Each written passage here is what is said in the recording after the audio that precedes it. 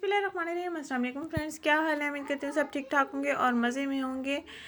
आज आपके साथ एक ज़बरदस्त सी होम रेमेडी शेयर करने वाली हूँ। रेमेडी शेयर करने से पहले आपसे रिक्वेस्ट कर रही हूँ कि आप मेरे चैनल को सब्सक्राइब करें, मेरी इस वीडियो को लाइक एंड शेयर करना मत भूलिएगा। अपने फ्रेंड्स के साथ लाजमी शेयर कीजिएगा। सर्दियों का मौसम चल रहा है, हाथों और पाँव की स्किन और गर्दन की रंगत जो है बिल्कुल डल हो चुकी है। अक्सर चेहरे का कलर फेयर होता है क्योंकि हम चेहरे की स्किन की बहुत केयर करते हैं।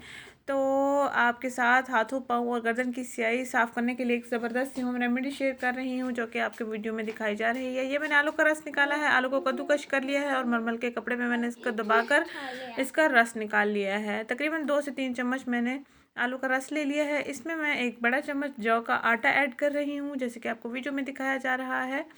तो इसके साथ ही हम इन दोनों अज्जा को मिक्सअप कर लेंगे। अच्छे से मिक्सर हमारे पास जब तैयार हो जाएगा तो हम इसमें ग्लिसरीन ऐड कर देंगे।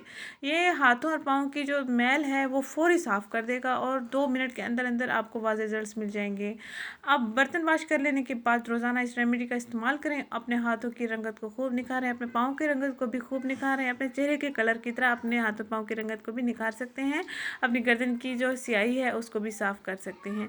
ज़बरदस्त सी होम रेमेडी है, मेरी आजमाई हुई टिप है, इसलिए आपके साथ शेयर कर रही हूँ। उन लड़कियों के साथ लाजमी शेयर कीजिएगा जो लड़कियाँ परेशान होती हैं या जो ख़वातीन परेशान होती हैं हाथों और पाँव के मैल को कैसे साफ़ करें, गर्दन की स्याही को कैसे साफ़ करें। ज़बरदस्त सा ये वाइटनिंग स्क्रब है। जौ का आटा आपकी स्किन को बहुत ही ज़्यादा ग्लोइंग बनाता है, ग्लिसरीन आपकी स्किन को स्मूथ बनाता है और नेचुरली ग्लो भी देता है। और आलू के रस में विटामिन सी होता है और ये ब्लीचिंग एजेंट के तौर पर काम करता है। जो लड़कियां ब्लीच वगैरह इस्तेमाल करती हैं तो उनके लिए ये ज़बरदस्त सी चीज़ है, नेचुरल सी चीज़ है, इसके कोई साइड इफ़ेक्ट्स भी नहीं हैं।